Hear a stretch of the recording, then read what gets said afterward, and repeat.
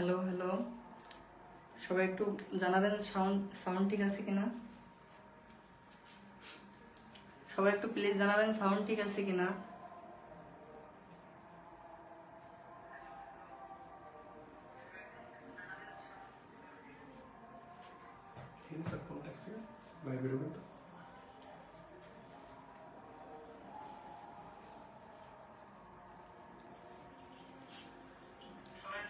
HSC 2025 batch আপনাদের marketing প্রথম পত্র ম্যানেজমেন্ট প্রথম পত্র ক্লাসে সবাইকে স্বাগতম। একটু আগে আমাদের একটু লোডশেডিং এর কারণে ক্লাসটা প্রথম অধ্যায়টা আমরা প্রায় মাঝামাঝি পর্যন্ত গেছিলাম, ওই সময় আমাদের বিদ্যুৎটা চলে যায়, এজন্য কি আমরা ক্লাসটা আবার প্রথম থেকেই শুরু করি, যেহেতু আমরা বেশি দূর আগাইনি। ঠিক আছে, তো আমরা প্রথমে আমাদের প্রথম অধ্যায়ের যে এই যে আমাদের ম্যানেজমেন্ট বইটা আছে, এটার কি যে অধ্যায়গুলো আমাদের শর্ট সিলেবাসে আছে, এইগুলো নিয়ে আমরা প্রথমে একটু কি আলোচনা করি। দেখেন আমাদের প্রথম অধ্যায় মৌলিক ধারণা, ব্যবসায়ের পরিবেশ, এক মালিকানা ব্যবসায়, অংশীদারি ব্যবসায়, যৌথ মূলধনী ব্যবসায়, সমবায় সমিতি এবং ব্যবসায়ের নৈতিকতা ও সামাজিক দায়বদ্ধতা। এই 7টি অধ্যায় আমাদের পরীক্ষায় আছে। কি এই 7টি অধ্যায় আমাদের পরীক্ষায় আছে। এর ভিতর থেকে আমাদের কয়টি 11টি প্রশ্ন পরীক্ষায় আসবে। তো আমরা দেখি কোন কোন অধ্যায় থেকে কয়টা প্রশ্ন আমাদের আসতে পারে। প্রত্যেক অধ্যায় থেকে একটা প্রশ্ন শিওর আসবে এবং ব্যবসায়িক পরিবেশ থেকে আরো একটা বেশি আসবে এবং অংশীদারি থেকে একটা আসবে, যৌথ মূলধনী থেকে একটা আসবে এবং কি সমবায় সমিতি থেকে আসবে। এই টোটাল 11টা প্রশ্নের আমরা এই অধ্যায়গুলো দিয়ে পাবো। ঠিক আছে, তো আমরা আজকে প্রথম অধ্যায় ব্যবসায়ের মৌলিক ধারণা দিয়ে ক্লাসটা শুরু করি। আসেন দেখেন, এই অধ্যায়ের যে টপ যে জ্ঞানমূলক প্রশ্ন, এর বাইরে দিয়ে আপনাদের কোনো প্রশ্ন হবে না। ঠিক আছে, এইগুলোই আপনাদের প্রত্যেক বোর্ডে দেখেন কতবার এই প্রশ্নগুলো রিপিট হয়েছে, আর এই প্রশ্নগুলোই আপনাদের বারবার কি রিপিট করা হয়। আচ্ছা, প্রথমে আমরা আসি শিল্প কি। দেখেন, যে প্রক্রিয়ায় প্রাকৃতিক সম্পদের রূপ পরিবর্তন করে মানুষের ব্যবহার উপযোগী পণ্যে পরিণত করা হয় তাকে বলা হয় কি শিল্প। এরপরে দেখি ব্যবসায়। এখন আমাদের সাবজেক্টটা যখন ব্যবসায় সংগঠন, তখন ব্যবসায় কাকে বলে, ব্যবসায় বলতে কি বুঝো, ব্যবসায় এবং ব্যবসায় কি, এই যে ধরনের প্রশ্ন, এই প্রশ্ন আপনাদের কি অবশ্যই একটা প্রশ্ন হবে এবং এই প্রশ্ন আপনাদের কি মাস্ট পরীক্ষা এটা বসে রয়েছে। দেখেন, ব্যবসায় কি, মুনাফা অর্জনের উদ্দেশ্যে সকল বৈধ অর্থনৈতিক কর্মকাণ্ডকে কি বলা হয়, ব্যবসায় বলা হয়। এরপরে দেখেন প্রত্যক্ষ সেবা, গ্রাহকদের প্রয়োজন পূরণের সমর্থে এমন কোনো কাজ বা সুবিধাকে কি বলা হয়, সুবিধা থেকে যে তৃপ্তিটা আসবে সেটাকে কি বলা হবে, প্রত্যক্ষ সেবা বলা হবে। আচ্ছা, এরপরে আসি খুচরা ব্যবসায় কি, পাইকারি ব্যবসায়ীদের কাছ থেকে অধিক পরিমাণে পণ্য ক্রয় করে ভোক্তার নিকট বিক্রয় কার্যকে বলা হয় কি খুচরা ব্যবসায়। আচ্ছা, এরপরে দেখি আমাদের আমদানি কি, বিদেশ থেকে যখন আমরা পণ্যদ্রব্য নিজের দেশে ক্রয় করে নিয়ে আসি তখন তাকে কি বলা হয়, আমদানি করা বলা হয়। আচ্ছা, এরপরে দেখি সামাজিক ব্যবসায়, যে ব্যবসায়ের মূল উদ্দেশ্য মুনাফা অর্জন নয় বরং সমাজের কল্যাণ, দারিদ্রতা দূরীকরণ, তাকে বলা হয় কি সামাজিক ব্যবসায়। তাহলে সামাজিক ব্যবসায়ের মূল উদ্দেশ্যটা কি মুনাফা অর্জন নয়, এদের কি একটা সমাজের কল্যাণ, একটা সমাজের দিক বিবেচনা করা, এটা মূল উদ্দেশ্য। আচ্ছা, এরপরে আমরা দেখি খ দাগের যে সুপার আপনাদের যে সাজেশন, এর বাইরে দিয়ে আপনাদের খ দাগের প্রশ্ন হবে না। আচ্ছা আসেন দেখেন, প্রজনন শিল্প বলতে কি বোঝো, গুদামজাতকরণ সময়গত বাধা দূর করে, অবশ্যই গুদামজাতকরণ কি আমাদের সময়গত বাধা দূর করে। তারপরে মুনাফাকে কেন ঝুঁকি গ্রহণের প্রতিদান বলা হয়, ব্যাখ্যা করো। মোস্ট ইম্পর্টেন্ট প্রশ্ন, মুনাফাকে কি ঝুঁকি গ্রহণের প্রতিদান বলা হয়, ব্যাখ্যা করো। আচ্ছা, এরপরে দেখি পাইকারি ব্যবসায়ীকে মধ্যস্থকারী বলা হয় কেন, পাইকারি ব্যবসায়ীকে মধ্যস্থকারী কেন বলা হয়। এরপরে পুনর্রপ্তানি, এই পুনর্রপ্তানিটাও কি ভেরি ভেরি ইম্পর্টেন্ট, যে আমরা যখন একটা অন্য দেশ থেকে পণ্যদ্রব্য কিনে নিয়ে এসে ওইটা আবার আরেকটা দেশে যদি বিক্রয় করি তখন তাকে কি বলা হয়, পুনর্রপ্তানি বলা হয়। তো এটা ছিল আমাদের খ দাগের সাজেশন। আসেন আমরা এই অধ্যায়ের যে ইম্পর্টেন্ট যে গ এবং ঘ দাগের প্রশ্ন যে জায়গা দিয়ে হয়, কেমন প্রশ্ন হয় আর কেমন উত্তর আপনারা করবেন তার একটা বেসিক আমরা আলোচনা করি। দেখেন, ব্যবসায়ের বৈশিষ্ট্য অথবা কি প্রকৃতি, একটি ব্যবসায় প্রতিষ্ঠান শুরু করতে গেলে যে যে কর্মকাণ্ডগুলো আমাদের করা লাগে সেগুলো আমাদের কি ব্যবসায়ের বৈশিষ্ট্য। দেখি কি কি আছে। ব্যবসায়ের বৈশিষ্ট্য বা আকৃতি। দেখেন মুনাফা অর্জনের উদ্দেশ্য, এখন কি এই মুনাফা অর্জনের উদ্দেশ্য এটা কি মুখ্য উদ্দেশ্য, মুখ্য উদ্দেশ্য। আচ্ছা, এরপরে আমরা জানি যে ব্যবসায়ের যে দীর্ঘমেয়াদী উদ্দেশ্যটা সেটা কি সম্পদ সর্বাধিকরণ করা। দীর্ঘমেয়াদী উদ্দেশ্য কি? দীর্ঘমেয়াদী উদ্দেশ্য হচ্ছে সম্পদ সর্বাধিকরণ। আচ্ছা, এরপরে দেখি ব্যবসায়ের ঝুঁকি ও অনিশ্চয়তা। এখন একটা ব্যবসায় প্রতিষ্ঠান যখন আমরা শুরু করব তাহলে কি আমাদের ব্যবসায়ের কি ঝুঁকি থাকবে, অনিশ্চয়তা থাকবে, এইগুলো নিয়েই কি একটা ব্যবসায় প্রতিষ্ঠান। এরপরে লেনদেনের পৌনিকতা। এখন দেখেন লেনদেনের পৌনপনিকতা বলতে কি বোঝায়? একটা লেনদেন বারবার সংগঠিত হওয়া, ঠিক আছে, একটা লেনদেন কি বারবার ঘটবে, এটাই হচ্ছে লেনদেনের পৌনপনিকতা। এরপরে বৈধতা। আমরা প্রথমে এই ব্যবসায়ের যে সংজ্ঞাটা পড়ছি ওই জায়গায় আমরা পড়ে আসছি কি যে মুনাফা অর্জনের উদ্দেশ্যে সকল বৈধ অর্থনৈতিক কর্মকাণ্ডকে ব্যবসায় বলা হয়। তাহলে কি ব্যবসায়টা অবশ্যই আমাদের কি বৈধ হওয়া লাগবে। এরপরে দেখেন উপযোগ ও সম্পদ সৃষ্টি। যখন আমরা একটা ব্যবসায় প্রতিষ্ঠান শুরু করব ব্যবসার কি উপযোগ সৃষ্টি হবে, এবং কি যখনই উপযোগ সৃষ্টি হবে ব্যবসায়টা অনেক দীর্ঘমেয়াদী হবে, তখন কি আমাদের সম্পদের সৃষ্টি হবে। এরপরে দেখেন ব্যবসায় একটি স্বাধীন পেশা। অবশ্যই ব্যবসা একটি স্বাধীন পেশা। এইটা আমি যখন আমার ইচ্ছা মতো আমি ব্যবসায়টা করলাম, অথবা এই ব্যবসার জন্য কোনো প্রকার সার্টিফিকেট আপনার লাগতেছে না, যে কোনো ব্যক্তি ব্যবসায়টা শুরু করতে পারতেছে, এই জন্য কি ব্যবসা একটি স্বাধীন পেশা। তো এটা ছিল আপনাদের ব্যবসার বৈশিষ্ট্য বা প্রকৃতি। এরপরে আমরা আসি ব্যবসায়ের আওতা, যেটা মোস্ট ইম্পর্টেন্ট একটা আপনাদের টপিক। এইখান দিয়ে আপনাদের একটা গ এবং ঘতে প্রশ্ন হবেই, ভেরি ভেরি ইম্পর্টেন্ট, ঠিক আছে। তাহলে ব্যবসায়ের আওতা এটা একটু আমরা ভালোভাবে বুঝি। আসেন দেখেন ব্যবসায়ের আওতা। প্রথমে আমরা ব্যবসায়কে কয় ভাগে ভাগ করতে পারি? 3 ভাগে। কয় ভাগে? 3 ভাগে। একটা কি শিল্প, একটা বাণিজ্য, আরেকটা কি প্রত্যক্ষ সেবা। প্রথমে শিল্পকে আমরা আবার 2 ভাগে ভাগ করতে পারি, একটা কি প্রাথমিক শিল্প আর একটা মাধ্যমিক শিল্প। এবার এই প্রাথমিক শিল্পকে আবার দেখেন প্রাথমিক শিল্পের ভিতরে আছে কি প্রজনন শিল্প, নিষ্কাশন শিল্প এবং কি কৃষি শিল্প। আবার মাধ্যমিক শিল্পের ভিতরে আছে নির্মাণ শিল্প, সেবা শিল্প, উৎপাদন অথবা কি যান্ত্রিক শিল্প। তাইলে আমরা প্রথমে প্রজনন শিল্প সম্পর্কে জানি। দেখেন প্রাণী ও উদ্ভিদের বংশ বিস্তারের মাধ্যমে যে শিল্প গড়ে ওঠে তাকে বলা হয় কি প্রজনন শিল্প। যেমন কি আমরা বলতে পারি হ্যাচারি, তারপরে কি হ্যাচারি, নার্সারি, এইগুলো কি আমাদের প্রজনন শিল্পের অন্তর্গত। এরপরে আসি নিষ্কাশন শিল্প। দেখেন প্রাকৃতিক সম্পদ যখন ভূগর্ভ থেকে আমরা উত্তোলন করি তখন তাকে বলা হয় নিষ্কাশন শিল্প, যেমন খনিজ সম্পদ। এরপরে আছে কৃষি শিল্প। কৃষিকাজে ব্যবহৃত যে শিল্পটা তাকে বলা হয় কৃষি শিল্প, যেমন পাট, গম, শাকসবজি, এগুলো কি আমাদের কৃষি শিল্পের অন্তর্গত। আচ্ছা, এরপরে আসি মাধ্যমিক শিল্প বা সংযোজন শিল্প। দেখেন মাধ্যমিক শিল্পের ভিতরে আছে কি নির্মাণ শিল্প। নির্মাণ শিল্পটা কি যেমন রাস্তাঘাট নির্মাণ, ঘর বাড়ি নির্মাণ, দালান কোঠা, সেতু নির্মাণ, এইগুলো কি নির্মাণ শিল্পের অন্তর্গত। এরপরে সেবা শিল্প, যেমন গ্যাস, পানি, বিদ্যুৎ, তারপর আছে বিআরটিসি, এগুলো কি আমাদের সেবা শিল্পের অন্তর্গত।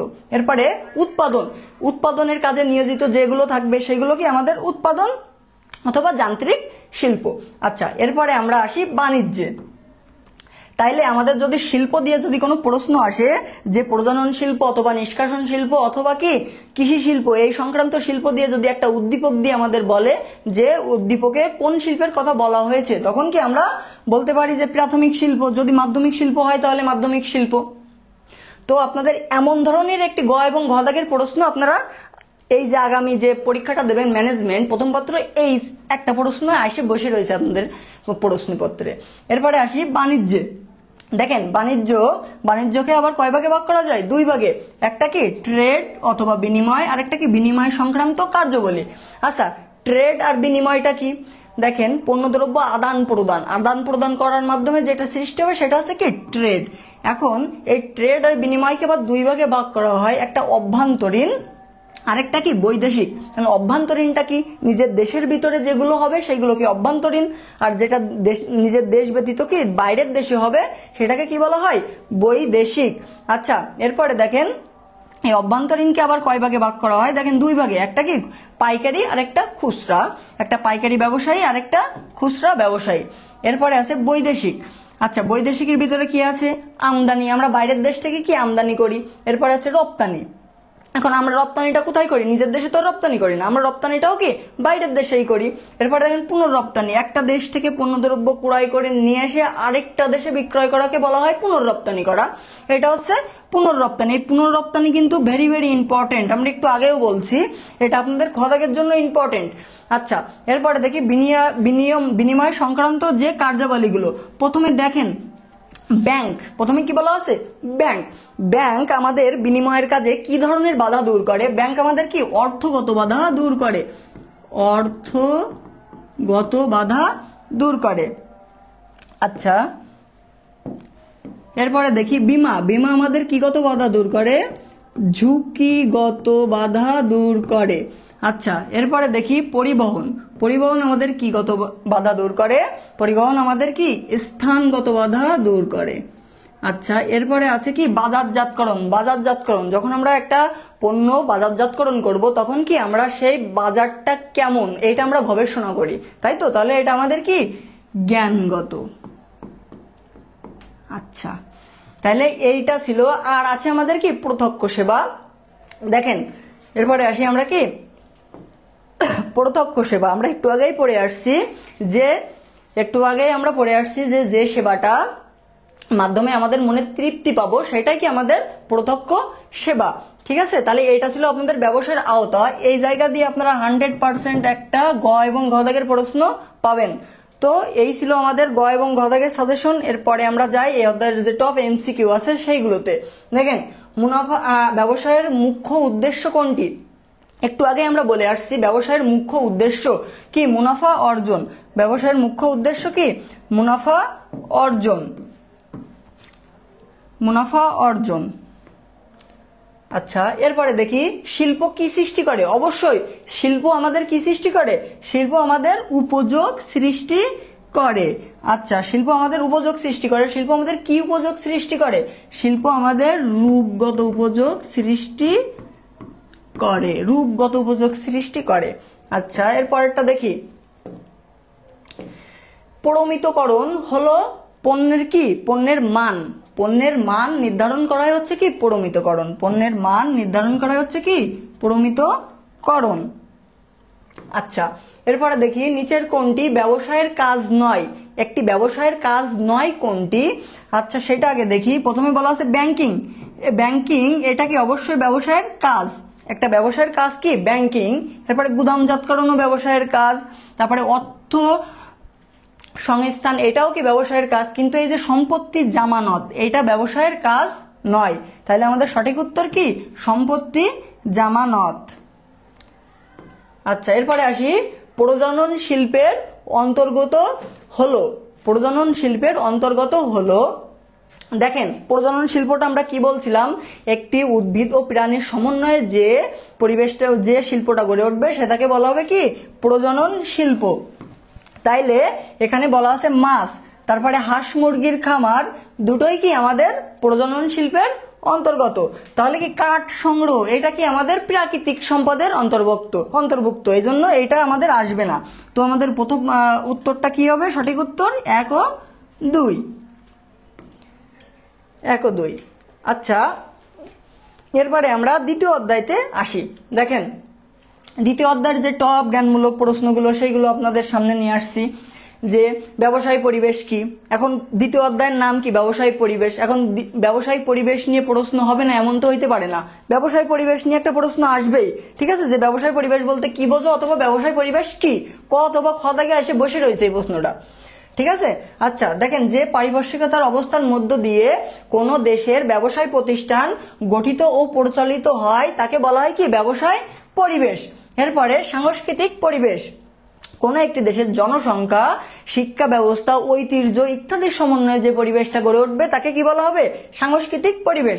আইনগত পরিবেশটা কি? কোন দেশের বাণিজ্য আইন, শিল্প আইন, ভোক্তা আইন, কারখানা আইন ইত্যাদির সমন্বয়ে যে পরিবেশটা গড়ে উঠবে সেটাকে কি বলবো? আইনগত পরিবেশ। আচ্ছা, এরপরে আমরা দেখি পণ্য বিনিময় কি? মানে কি? ট্রেড। ঠিক আছে, পণ্য বিনিময় কি? মানে হচ্ছে ট্রেড। দেখেন, মুনাফা অর্জনের উদ্দেশ্যে পণ্য দ্রব্য ক্রয় বিক্রয় সংক্রান্ত কার্যাবলীকে কি বলা হয়? পণ্য বিনিময় বলা হয়। ঠিক আছে, তাহলে কি আমাদের অবশ্যই আমরা করতেছি ব্যবসায় প্রতিষ্ঠান, তাহলে আমাদের উদ্দেশ্যটা কি থাকা লাগবে? মুনাফা অর্জন। আচ্ছা, এই ছিল আমাদের ক দাগের সাজেশন। এবার আমরা খ দাগের যে সাজেশনটা ওইটা দেখি, যে প্রতিযোগিতামূলক পণ্যের মান উন্নয়নের সহায়ক, এটা ব্যাখ্যা করো। এরপরে ব্যবসায়ের মূল্যবোধ বলতে কি বোঝায়, প্রযুক্তিগত পরিবেশ বলতে কি বোঝায় ব্যাখ্যা করো। এরপরে সামষ্টিক ব্যবসায় পরিবেশগুলোর সামষ্টিক ব্যবসায় যে পরিবেশগুলো আছে এগুলো কি আপনারা একটু ভালোভাবে পড়বেন। সামষ্টিক পরিবেশের ভিতরে যেগুলো ব্যবসায় প্রতিষ্ঠান অন্তর্ভুক্ত আছে এগুলো একটু কি ভালোভাবে পড়বেন। আচ্ছা, এরপরে দেখি গ এবং ঘ দাগের যে টপ সাজেশন, আপনাদের এর বাইরে দিয়ে গ এবং ঘ দাগের প্রশ্ন হবে না, যে ব্যবসায় পরিবেশের প্রকারভেদ। ব্যবসায় পরিবেশের কি প্রকারভেদ। আচ্ছা দেখি, প্রথমে দেখি ব্যবসায় পরিবেশের প্রকারভেদ। আচ্ছা আচ্ছা আমরা আগে দেখি ব্যবসায় পরিবেশে উন্নয়নের সমস্যা আছে, ব্যবসায় পরিবেশের প্রকারভেদ। আচ্ছা, প্রথমে দেখেন ব্যবসায় পরিবেশকে কয় ভাগে ভাগ করা হয়? দুই ভাগে, একটা সামষ্টিক আর একটা কি ব্যষ্টিক। একটা সামষ্টিক পরিবেশ আর একটা কি ব্যষ্টিক পরিবেশ। আমরা প্রথমে সামষ্টিক পরিবেশ নিয়ে আলোচনা করব। এই সামষ্টিক পরিবেশটা আপনাদের জন্য ভেরি ভেরি ইম্পর্টেন্ট। এই জায়গা দিয়ে একটা প্রশ্ন হবেই, ঠিক আছে, এই জায়গা দিয়ে আপনারা একটা প্রশ্ন পাবেন। দেখেন সামষ্টিক পরিবেশকে 6 ভাগে ভাগ করা যায়। কয় ভাগে? 6 ভাগে আমরা ভাগ করতে পারি। একটা কি প্রাকৃতিক পরিবেশ, একটা অর্থনৈতিক পরিবেশ, একটা রাজনৈতিক পরিবেশ, একটা আন্তর্জাতিক পরিবেশ, একটা কি সামাজিক পরিবেশ এবং আরেকটা প্রযুক্তিগত পরিবেশ। এই 6টি পরিবেশ সম্পর্কে আমরা আজকে জানবো। দেখেন প্রথমে কি প্রাকৃতিক পরিবেশ, আমরা সর্বপ্রথম কি করব, যে পরিবেশের যে উপাদানগুলো আছে এই উপাদানগুলো আমরা সবার আগে জানবো। ঠিক আছে, এই উপাদান জানলে আমরা প্রত্যেকটা পরিবেশের সংজ্ঞাটা আমরা পারবো, এমনি ইজিলি পারবো। দেখেন কেমন, প্রাকৃতিক পরিবেশের ভিতরে জলবায়ু, প্রাকৃতিক সম্পদ, নদ নদী, আয়তন, পাহাড় পর্বত, এইগুলোর সমন্বয়ে যে পরিবেশটা গড়ে উঠবে তাকে বলা হবে কি প্রাকৃতিক পরিবেশ। এরপরে দেখেন সুদের হার, অর্থনৈতিক, অর্থ সংক্রান্ত যা কিছুই থাকবে সেটা আমরা কি অর্থনৈতিক পরিবেশের ভিতরে অন্তর্ভুক্ত করব। ঠিক আছে, তাহলে বেকারত্ব, অর্থনৈতিক প্রবৃদ্ধি, আয়, সঞ্চয়, বিনিয়োগ, ভোক্তা চাহিদা, ঋণ ব্যবস্থা, সবগুলো মিলায় কি আমাদের অর্থনৈতিক পরিবেশ। আচ্ছা, এরপরে দেখি রাজনৈতিক পরিবেশ। দেখেন রাজনৈতিক পরিবেশটা পুরোটাই সরকারের হাতে। এটা কি কাদের হাতে? সরকারের হাতে। এখন প্রথমে সরকার, তারপরে সরকারের নিয়ম নীতিমালা, তারপরে আইন শৃঙ্খলা, রাজনৈতিক স্থিতিশীলতা, রাজনৈতিক দল ইত্যাদির সমন্বয়ে যে পরিবেশ গড়ে উঠবে তাকে বলা হয় কি রাজনৈতিক পরিবেশ। আচ্ছা, এরপরে দেখি আন্তর্জাতিক পরিবেশটা কি, বৈশ্বিক বাজার, আন্তর্জাতিক বাণিজ্য নীতি, বৈদেশিক বিনিয়োগ, বৈদেশিক বিনিময়, এরপর কি আমদানি রপ্তানি, যেটা কি বাইরের দেশের সাথে যে যে পরিবেশটা আমাদের কি সংগঠিত হবে সেটাই কি আমাদের আন্তর্জাতিক পরিবেশ। এরপরে দেখেন সামাজিক পরিবেশ, জীবনযাত্রা, মানুষের জীবনযাত্রা, মূল্যবোধ, শিক্ষা, ধর্ম, জনসংখ্যার গঠন, তারপরে কি জাতি ইত্যাদির সমন্বয়ে যে পরিবেশ গড়ে উঠবে তাকে কি বলা হবে সামাজিক পরিবেশ। এরপরে দেখেন প্রযুক্তিগত পরিবেশ, বলা আছে কি কি নতুন নতুন কিছু উদ্ভাবন করা, এরপরে প্রযুক্তির ব্যবহার, বিজ্ঞান, তারপরে কারিগরি শিক্ষা, তারপরে আছে গবেষণা ইত্যাদি সবকিছু কি প্রযুক্তিগত পরিবেশের অন্তর্ভুক্ত। তাইলে আমাদের পরীক্ষায় প্রশ্নটা কেমন হবে একটু দেখেন, যে কি এই যে সাপোজ আমাদের পরিবার আছে, প্রশ্নটা আসতেছে এমন যে রাজনৈতিক পরিবেশ নিয়ে, এখন রাজনৈতিক আইন শৃঙ্খলা, নিয়ম শৃঙ্খলা ইত্যাদি নিয়ে আমাদের কি একটা উদ্দীপক দেওয়া থাকবে।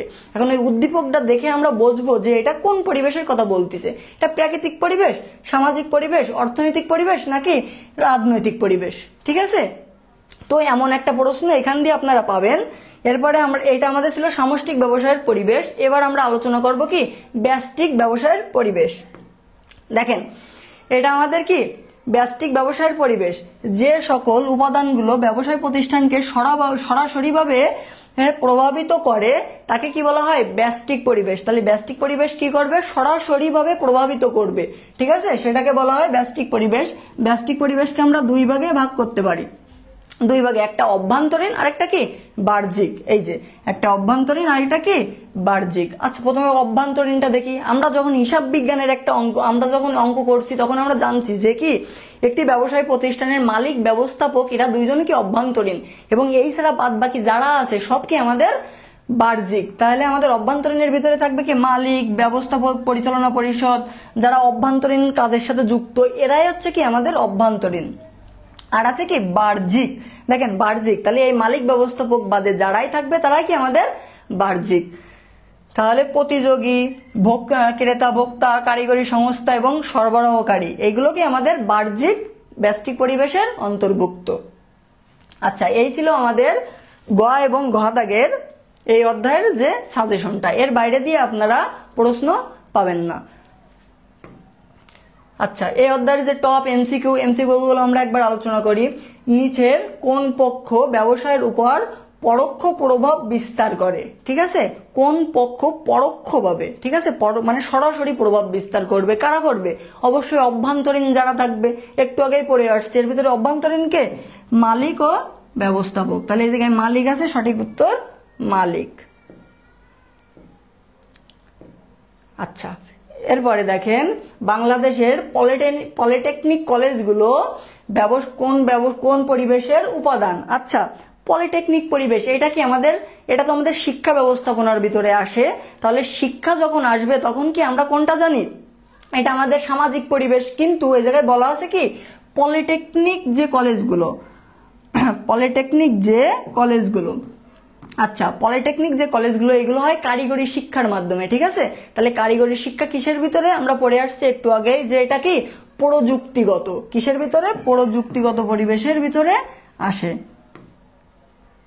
আচ্ছা, এরপরে দেখেন দেশের শেয়ার বাজার কোন পরিবেশের উপাদান? শেয়ার বাজার। এখন শেয়ার বাজারে কি অবশ্যই অর্থ সংক্রান্ত একটা কথা আসছে। যখনই অর্থ সংক্রান্ত কথা আসবে তখনই কি আমাদের প্রশ্নের উত্তর হবে কি অর্থনৈতিক পরিবেশ। আচ্ছা, দেশের আইন শৃঙ্খলা পরিস্থিতি কোন পরিবেশের মধ্যে পড়ে? এখন একটি দেশের আইন শৃঙ্খলা এটা নির্ধারণ করে কে? সরকার। অবশ্যই সরকার করবে। তাহলে কি এটা আমাদের সঠিক উত্তর কি রাজনৈতিক পরিবেশ, কারণ সরকার রাজনৈতিক পরিবেশের অন্তর্ভুক্ত। এখন আমাদের প্রশ্নে যদি বলা থাকে কারখানা আইন, তাহলে আমরা কোন পরিবেশ লিখতে পারি? যদি কারখানা আইন থাকে, ঠিক আছে, একটু কমেন্টে জানান আপনারা। তাহলে আমরা কি কোন পরিবেশ লিখতে পারি?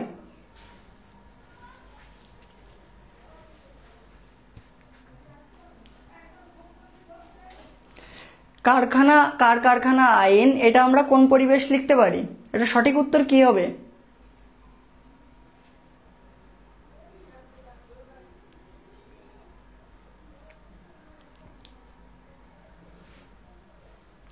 এটা হচ্ছে কি কারখানা আইন, এটা হচ্ছে আইনগত পরিবেশ।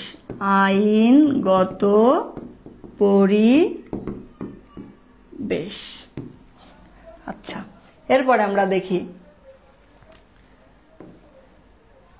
অর্থনৈতিক পরিবেশের উপাদান হলো, দেখি কি কি আছে। অর্থনৈতিক ব্যয় এবং ভোগ, অবশ্যই অর্থনৈতিকের ভিতরে। নিরাপত্তা, এটা তো আর অর্থনৈতিকের ভিতরে না, কারণ নিরাপত্তা দেয় কি একটি দেশের সরকার। কে দেয়? একটি দেশের সরকার। তাহলে কি শুল্ক এবং কর এটাও কি আমাদের অর্থ বোঝাচ্ছে? তাহলে আমাদের উত্তর হচ্ছে কোনটা? 1 ও 3। উত্তরেই তো চলে আসছে। আচ্ছা, এরপরে আসি তৃতীয় অধ্যায়, এক মালিকানা ব্যবসায়। এই অধ্যায়টা আপনাদের এই বইয়ের সব থেকে সহজ একটা অধ্যায়। আর এই অধ্যায় দিয়ে কি একটা প্রশ্ন আপনাদের অবশ্যই আসবে। ঠিক আছে, একটা প্রশ্ন অবশ্যই আসবে। তো আমরা এক মালিকানা ব্যবসায়টা দেখি। এক মালিকানা ব্যবসায় কাকে বলে? এই প্রশ্ন এটা এসে বসে রয়েছে আপনাদের পরীক্ষায়, যে এক মালিকানা ব্যবসায় কাকে বলে। দেখেন হিউজ বোর্ডে আসছে, একক ব্যক্তির মালিকানায় গঠিত, নিয়ন্ত্রিত এবং পরিচালিত ব্যবসায় প্রতিষ্ঠানকে কি বলা হয়? এক মালিকানা ব্যবসায়। এরপর দেখেন ট্রেড লাইসেন্স কি? কোন ব্যবসায় প্রতিষ্ঠান শুরু করার আগে সংশ্লিষ্ট কর্তৃপক্ষের নিকট থেকে যে অনুমতি পত্রটা নেওয়া হয় তাকে কি বলা হয়? Trade licence. এরপরে দেখি দেউলিয়া কি? সম্পত্তির তুলনায় দায় বেশি, আদালত কর্তৃক এরূপ ঘোষিত অক্ষম ব্যক্তি বা প্রতিষ্ঠানকে কি বলা হয়? দেউলিয়া বলা হয়। এরপরে দেখি ব্যবসায়িক মূল্যবোধ কি? ব্যবসায়ের কোনটি ভালো, কোনটি উচিত এবং কোনটি অনুচিত, এই দেখাশোনা করাকেই বলা হয় কি? ব্যবসায়ের মূল্যবোধ। আচ্ছা, এই ছিল আমাদের ক দাগের সাজেশন এই অধ্যায়ের। এবং খ দাগের সাজেশনটা একবার দেখি। ব্যবসায়ের অসীম দায় বলতে কি বোঝায় ব্যাখ্যা করো। ভেরি ভেরি ইম্পর্টেন্ট একটা প্রশ্ন, পরীক্ষায় আসবেই।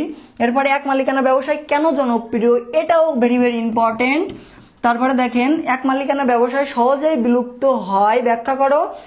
এরপরে বলা আছে শিল্পকে কেন উৎপাদনের বাহক বলা হয়, ব্যাখ্যা করো।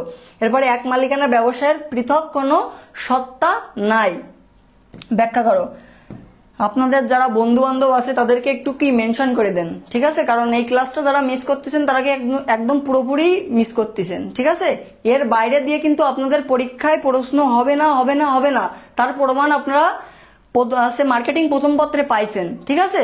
আমি আবারও আজকেও আপনাদের গ্যারান্টি দিচ্ছি কি এর ভিতরের বাইরে দিয়ে আপনাদের প্রশ্ন হবে না, ঠিক আছে? তাও দ্রুত আপনাদের বন্ধুদের একটু কি মেনশন করে দিন। আচ্ছা, আসেন এই অধ্যায়ের গ এবং ঘ দাগ নিয়ে আমরা আলোচনা করি। প্রথমে আছে এক মালিকানা ব্যবসায়ের বৈশিষ্ট্য, এক মালিকানা ব্যবসায়ের ধারণা, এক মালিকানা ব্যবসায়ের উপযুক্ত ক্ষেত্রসমূহ। এইখান দিয়ে আপনাদের একটা সৃজনশীল প্রশ্ন হবে। কি এই অধ্যায় দিয়ে একটাই সৃজনশীল প্রশ্ন হবে এইখান দিয়ে। আচ্ছা, প্রথমে আমরা দেখি এক মালিকানা ব্যবসায়ের ধারণা। এখানে এক মালিকানা ব্যবসায়টা আমরা কিভাবে চিনবো, ঠিক আছে? মানে কি প্রশ্নে আমাদের যদি বলা থাকে একটা উদ্দীপক দিয়ে, তাহলে আমরা এটা আমরা কি দেখবো যে এটা আমাদের এক মালিকানা ব্যবসায় কি যৌথ মূলধনী ব্যবসায় নাকি অংশীদারি ব্যবসায়, ঠিক আছে? তাহলে আমাদের দেখেন মুনাফা অর্জনের উদ্দেশ্যে একক ব্যক্তির মালিকানায় নিয়ন্ত্রিত যে ব্যবসায় প্রতিষ্ঠানটা হয় সেটাকে কি বলা হয়? এক মালিকানা ব্যবসায়।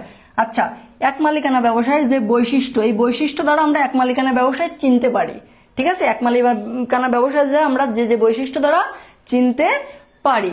আচ্ছা, এরপরে দেখি একক মালিকানা। দেখেন এক মালিকানা ব্যবসায়ের অবশ্যই মালিক কয়জন থাকবে? একজন থাকবে। সহজ গঠন প্রণালী, এটা কিন্তু প্রধান সুবিধা, ঠিক আছে? এক মালিকানা ব্যবসায়ের সহজ গঠন প্রণালী, এটা কি এদের প্রধান সুবিধা। এরপরে দেখেন স্বল্প মূলধন। এক মালিকানা ব্যবসায় শুরু করতে গেলে আমাদের মূলধনটা কি স্বল্প লাগে, বেশি লাগে না। এরপরে সীমিত আয়তন, আয়তনটাও খুব বেশি প্রয়োজন হয় না, একটু অল্প জায়গাতেই কি এক মালিকানা ব্যবসায় গঠন করা যায়। এরপরে দেখেন দায় অসীম। এক মালিকানা ব্যবসায়ের কি দায় অসীম, যার কোনো সীমা নাই, ঠিক আছে?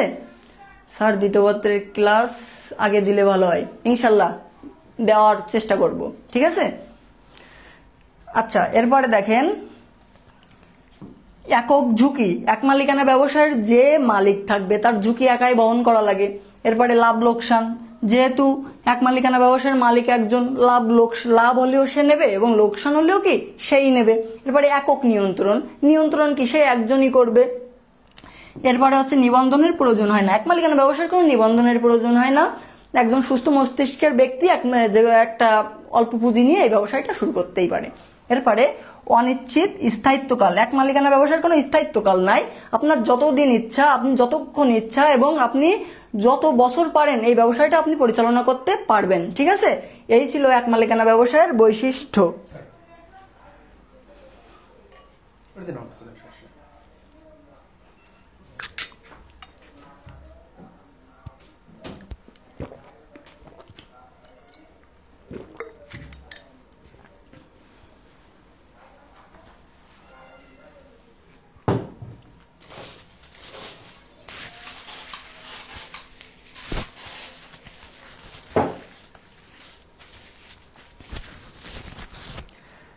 আচ্ছা, এরপরের টপিকে আমরা যাই। দেখেন এই অধ্যায়ের যে এমসিকিউ আছে, যে আপনাদের গুরুত্বপূর্ণ যে এমসিকিউ গুলো, এগুলো আলোচনা করি। বিশ্বের সবথেকে প্রাচীনতম ব্যবসায় সংগঠন কোনটি? বিশ্বের সবথেকে প্রাচীনতম এবং কি সবথেকে জনপ্রিয় ব্যবসায় হচ্ছে কি এক মালিকানা ব্যবসায়।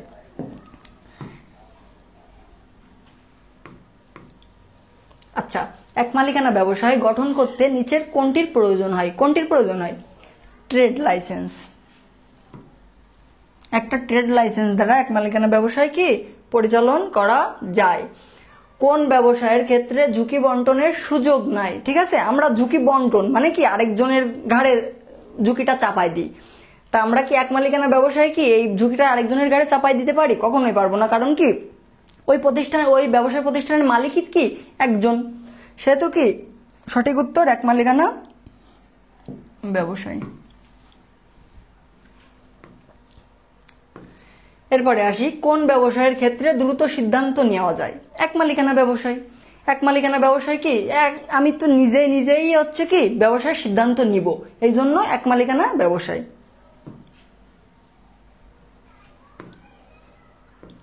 এরপরে দেখেন, এক মালিকানা ব্যবসায়ের সুবিধার বহির্ভূত কি? এক মালিকানা ব্যবসায়ের সুবিধার যেটা বহির্ভূত, ঝুঁকির স্বল্পতা, এরপরে বলা আছে ব্যক্তির সামর্থ্য, দ্রুত সিদ্ধান্ত, এবার কি কর্তৃক ও নিয়ন্ত্রণ। এখন বলা আছে কি প্রশ্নে এক মালিকানা ব্যবসায়ের সুবিধার বহির্ভূত, মানে আমাদের এক মালিকানা ব্যবসায়টা করতে গেলে যে যে সুবিধাটা পাবো তার বাইরের ভিতরে কোনটা আছে? দেখেন এর বাইরে আছে কি ব্যক্তির সামর্থ্য, কারণ ব্যক্তির সামর্থ্যের কোনো প্রয়োজন হয় না। এবার আমরা আসি এই বইয়ের সব থেকে গুরুত্বপূর্ণ একটা অধ্যায়, কি সব থেকে গুরুত্বপূর্ণ একটা অধ্যায় নিয়ে আমরা আলোচনা করতেছি। অধ্যায়টার নাম কি? অংশীদারি ব্যবসায়। এই অধ্যায় থেকে আপনারা দুইটা প্রশ্ন পাবেন। কয়টা প্রশ্ন পাবেন? দুইটা। এখন এই অধ্যায়টা একটু ভালোভাবে করেন। এই অধ্যায় আজকে আপনাদের এই অধ্যায়টা যদি ভালোভাবে করেন তো এখান থেকে দুইটা প্রশ্নের অ্যান্সার আপনারা করে আসতে পারবেন। ঠিক আছে, দেখেন প্রথমে বলা আছে অংশীদারি ব্যবসায় কাকে বলে। এখন আমাদের অধ্যায়ের নামই হচ্ছে অংশীদারি ব্যবসায়, তো অংশীদারি ব্যবসায় নিয়ে একটা প্রশ্ন আমাদের থাকবেই পরীক্ষায়, এটা সিম্পল। তাহলে কি মুনাফা অর্জনের উদ্দেশ্যে চুক্তির ভিত্তিতে, দেখেন অংশীদারি ব্যবসায় কে থাকবে? চুক্তির ভিত্তিতে যে ব্যবসায় প্রতিষ্ঠান গঠন করা হয় তাকে বলা হয় কি? অংশীদারি ব্যবসায়। আচ্ছা, এরপরে দেখেন চুক্তিপত্র কি? লিখিত চুক্তিকে চুক্তিপত্র বলা হয়। ঠিক আছে, লিখিত যে দলিলটা যেটাই আমাদের চুক্তিটা লেখা হবে সেটাকে আমাদের কি বলা হয়? চুক্তিপত্র। এরপরে আসি নামমাত্র অংশীদার। এখন যে অংশীদার ব্যবসায়ে মূলধন বিনিয়োগ করে না, যে অংশীদার ব্যবসায়ে মূলধন বিনিয়োগ করবে না এবং ব্যবসায়ের লাভ লোকসানও কি অন্তর্ভুক্ত হবে না, কিন্তু তার নিজের নামটা ব্যবসায় প্রতিষ্ঠানে ব্যবহার করার অনুমতি দেবে, সে হবে কি সেই ব্যবসায়ের নামমাত্র অংশীদার। যেমন সাপোজ, যেমন আমাদের যে আমরা যেমন স্পোর্টসম্যানের খেলা যে আছে জনপ্রিয় স্পোর্টসম্যান থাকে, তারপরে কি এক সিনেমার যে নায়ক থাকে, এরা দেখবেন যে বিভিন্ন ব্যবসায় প্রতিষ্ঠানের যে অ্যাডভার্টাইজমেন্ট হয় ওইগুলো তারা করে থাকে। এখন তাদের ছবি ব্যবহার করে পণ্যের বিজ্ঞাপন দেওয়া হয়। এখন ওই যে প্রতিষ্ঠানটা থাকবে ওই প্রতিষ্ঠানটা সে তার নাম অথবা ছবি এইটা সে ব্যবসায় দিছে, দেওয়ার ফলে সে হচ্ছে ওই ব্যবসায়ের কি নামমাত্র অংশীদার হয়েছে। তাহলে এটা হচ্ছে আমাদের নামমাত্র অংশীদার, এটা কিন্তু ইম্পর্টেন্ট একটা প্রশ্ন। এরপরে দেখেন ঘুমান্ত অংশীদার, যে অংশীদার ব্যবসায় মূলধন বিনিয়োগ করবে। ঠিক আছে, ব্যবসায় মূলধন বিনিয়োগ করবে এবং ব্যবসায়ের মূলধন বিনিয়োগ করবে, ব্যবসায়ের তার লাভ ক্ষতিতে অংশগ্রহণ করবে, কিন্তু ব্যবসায় পরিচালনায় পরোক্ষভাবে কখনো হস্তক্ষেপ করবে না, সেটা হচ্ছে কি ঘুমান্ত অংশীদার। যে মনে করেন যে ঘুমাই থাকে, ঠিক আছে, যখন কাজের সময় হয় এটা হচ্ছে ঘুমাই থাকে, এটা হচ্ছে কি ঘুমান্ত অংশীদার। আচ্ছা, এরপরে আমরা খ দাগের সাজেশনে আসি। এই অধ্যায়ের টপ যে খ দাগ সাজেশন, অংশীদারি ব্যবসায়ের মূল ভিত্তি কি ব্যাখ্যা করো, অথবা চুক্তি হলো অংশীদারি ব্যবসায়ের মূল ভিত্তি ব্যাখ্যা করো। মোস্ট ইম্পর্টেন্ট প্রশ্ন, এটা কিন্তু পরীক্ষায় আসবেই। ঠিক আছে, এই প্রশ্নটা পরীক্ষায় আসবেই। এরপরে নাবালক অংশীদারি ব্যবসায় একজন নাবালক অংশীদারি ব্যবসায় অংশীদার হতে পারে না। ঠিক আছে, আর কখন পারে এটা আমরা কি ব্যাখ্যা করো, এটাও ইম্পর্টেন্ট। এরপরে দেখেন নিবন্ধিত অংশীদার ব্যবসায়ের উত্তম কেন ব্যাখ্যা করো, এই দুইটা একই। আচ্ছা, দেখেন এই অধ্যায়ের যে গ এবং ঘ দাগের যে টপ সাজেশনটা ওইটা সম্পর্কে আমরা আলোচনা করি। এইখান দিয়ে আপনাদের গ এবং ঘ দাগের প্রশ্ন পাবেন 100%, এর বাইরে দিয়ে আপনাদের প্রশ্ন হবে না। অংশীদারি ব্যবসায়ের ধারণা, ঠিক আছে, অংশীদারি ব্যবসায়ের ধারণাটা আমরা কি পাইছি, যে চুক্তির ভিত্তিতে যে ব্যবসায় প্রতিষ্ঠানটা গড়ে ওঠে তাকে বলা হয় কি অংশীদারি ব্যবসায়। এরপরে দেখেন অংশীদারি ব্যবসায়ের কি প্রকার ভেদ। এটা হচ্ছে কি অংশীদারি ব্যবসায়ের প্রকারভেদ। দেখেন অংশীদারি ব্যবসায়কে কয় ভাগে ভাগ করা যায়? দুই ভাগে, একটা সাধারণ অংশীদার আর একটা কি সীমাবদ্ধ অংশীদার। এখন এই সাধারণ অংশীদারকে আবার দুই ভাগে ভাগ করা যায়, একটা ঐচ্ছিক অংশীদার আর একটা কি নির্দিষ্ট অংশীদার। আচ্ছা, এরপরে দেখি এই নির্দিষ্ট অংশীদারকে আবার দুই ভাগে ভাগ করা যায়, একটা নির্দিষ্ট সময়ের জন্য অংশীদার আর একটা কি নির্দিষ্ট উদ্দেশ্য সাধনের জন্য অংশীদার। এরপরে বলা আছে কি সীমাবদ্ধ অংশীদার। তাহলে এইটা আমাদের কি অংশীদারদের প্রকারভেদ। এইখান দিয়ে আপনাদের একটা প্রশ্ন পাবেন, এই অধ্যায় দিয়ে আপনারা কয়টা প্রশ্ন পাবেন? দুইটা। এইটা একটা পাবেন এইখান দিয়ে, আরেকটা একটু পরে যাচ্ছি। দেখেন এরপরে বলা আছে অংশীদারদের প্রকারভেদ। Very very important. এখান দিয়ে প্রশ্ন হবে না আমরা আশাও করতে পারি না, কারণ এখান দিয়ে ছাড়া প্রশ্ন করার কোনো জায়গায় নেই। ঠিক আছে, এখান দিয়ে আপনাদের প্রশ্ন করার কোনো জায়গায় নেই। আচ্ছা দেখি অংশীদারদের প্রকারভেদ। প্রথমে আছে সাধারণ অংশীদার, যে অংশীদার ব্যবসায় মূলধন বিনিয়োগ করবে এবং ব্যবসায় লাভ ক্ষতিতে অংশগ্রহণ করবে এবং কি ব্যবসায় পরিচালনায় অংশগ্রহণ করবে, তাকে কি বলা হবে? সাধারণ অংশীদার। এই সংজ্ঞাগুলো আপনাদের দেখেন এই জায়গায় সুন্দরভাবে আমরা অ্যাড করে দিছি। এইগুলো কি আপনারা এই সুন্দর পিডিএফটা নিয়ে আপনারা যখন এই ক্লাসটা করবেন, ক্লাসটা করার পরে এই পিডিএফটা দেখবেন আপনাদের 100% ক্লিয়ার হয়ে গেছে। ঠিক আছে, আপনাদের বন্ধুদের একটু মেনশন করে দেন। ঠিক আছে, কারণ মিস করলে মিস করতেছে। এটা কিন্তু অনেক সুন্দর একটা ক্লাস হতে যাচ্ছে, কারণ এই ক্লাসটা এই থেকে আপনাদের কি 100% আপনারা কমন পাবেন। আচ্ছা, এরপরে কি ঘুমন্ত অংশীদার। দেখেন একটু আগেই পড়ে আসলাম, যে অংশীদার ব্যবসায় মূলধন বিনিয়োগ করবে এবং কি ব্যবসায় লাভ ক্ষতিতে অংশগ্রহণ করবে, কিন্তু ব্যবসায় কার্য পরিচালনায় সে পরোক্ষভাবে অংশগ্রহণ করবে না, তাকে কি বলা হবে? ঘুমন্ত অংশীদার। এরপরে দেখি কর্মী অংশীদার। দেখেন যে অংশীদার ব্যবসায়ের কোনো মূলধন বিনিয়োগ করবে না, লাভ ক্ষতিতে অংশগ্রহণ করবে না, কিন্তু সে নিজের কায়িক শ্রম এবং মেধা শ্রম দিয়ে কি কাজ করে দেবে অংশীদারের, তাকে বলা হবে কি আমাদের কর্মী অংশীদার। আচ্ছা, এরপরে আসি নামমাত্র অংশীদার। একটু আগেই পড়ে আসলাম যে নামমাত্র অংশীদার কাকে বলে। যে অংশীদার চুক্তি অনুযায়ী লাভের অংশ নির্দিষ্ট বেতন বা অর্থের বিনিময়ে নিজের নামটা অংশীদারি ব্যবসায়ে ব্যবহার করতে দেয়, তাকে কি বলা হয়? নামমাত্র অংশীদার। এরপরে দেখেন আপাতদৃষ্টিতে অংশীদার। কোনো অংশীদার ব্যবসায় থেকে অবসর গ্রহণের পরেও, কোনো অংশীদার যদি ব্যবসায় থেকে অবসর গ্রহণ করে তারপরেও ব্যবসায় থেকে মূলধনটা উত্তোলন না করে ঋণ হিসাবে জমা রাখে, তখন তাকে বলা হয় কি আপাতদৃষ্টিতে অংশীদার। আচ্ছা, এরপরে দেখি সীমিত বা সীমাবদ্ধ অংশীদার। চুক্তি অনুযায়ী বা আইনগত কারণে ব্যবসায়ের কোনো অংশীদার সীমাবদ্ধ হলে তখন তাকে কি বলা হয়? সীমিত অংশীদার। তো এরপরে দেখেন আছে আচরণে অনুমিত অংশীদার। কোনো অংশীদারের আচরণে যদি আমরা বুঝতে পারি সে এই ব্যবসায় প্রতিষ্ঠানের অংশীদার, তখন তাকে কি বলা হবে? আচরণে অনুমিত অংশীদার। এরপরে বলা আছে প্রতিবন্ধ অংশীদার।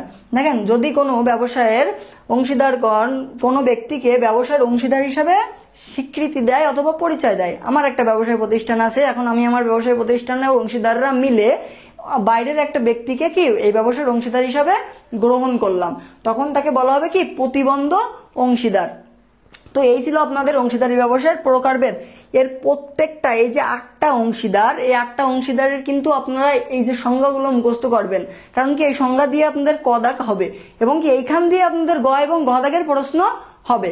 ঠিক আছে, আচ্ছা তাহলে আপনাদের এই জায়গা থেকে প্রশ্ন হবে কি যে এই যে নামমাত্র অংশীদার, আপাতদৃষ্টিতে অংশীদার অথবা কি এই অংশীদারদের নিয়ে একটা উদ্দীপক দিয়ে আপনাদের বলে দেবে যে নিচের উদ্দীপকে কোন অংশীদারের কথা বলা হয়েছে। ঠিক আছে, আচ্ছা এরপরে আমরা যাই এই অধ্যায়ের যে টপ এমসিকিউ গুলো আমরা একটু দেখি।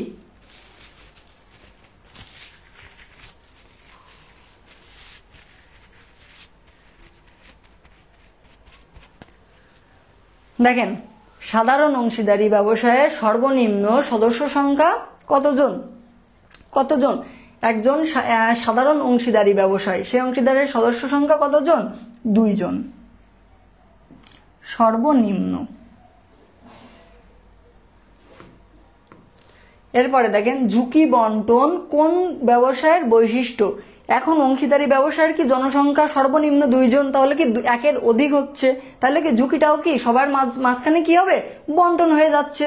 তাহলে কি এটা কি তাহলে বলা আছে ঝুঁকি বন্টন কোন ব্যবসায়ের বৈশিষ্ট্য, এটা কি অংশীদারি ব্যবসায়। সঠিক উত্তর অংশীদারি ব্যবসায়। এরপরে আসি, অংশীদারদের মধ্যকার সম্পর্ককে কি বলা হয়। ভেরি ভেরি ইম্পর্টেন্ট একটা এমসিকিউ কিন্তু আপনাদের পরীক্ষায় আসে, ঠিক আছে। অংশীদারদের মধ্যকার সম্পর্ককে কি বলা হয়, অংশীদারি বলা হয়।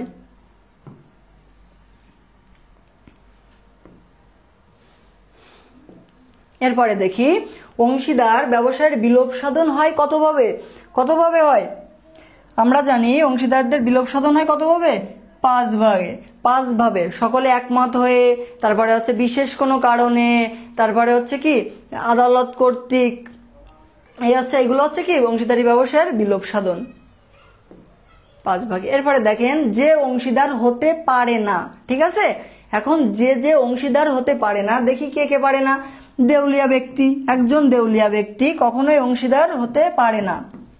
তাহলে কি বিদেশি নাগরিক, যে বিদেশি নাগরিক সেও কি একটি অংশীদারি ব্যবসায়ের অংশীদার হইতে পারে না। এরপরে হচ্ছে সচিবালয়ে কর্মরত ব্যক্তি, একজন সচিবালয়ে যে কর্মরত ব্যক্তি থাকে সে একজন সরকারি চাকরিজীবী, তাহলে একজন সরকারি চাকরিজীবী কখনোই কি একটি অংশীদারি ব্যবসায়ের অংশীদার হইতে পারে না। তাহলে আমাদের সঠিক উত্তর কি 1, 2 ও 3।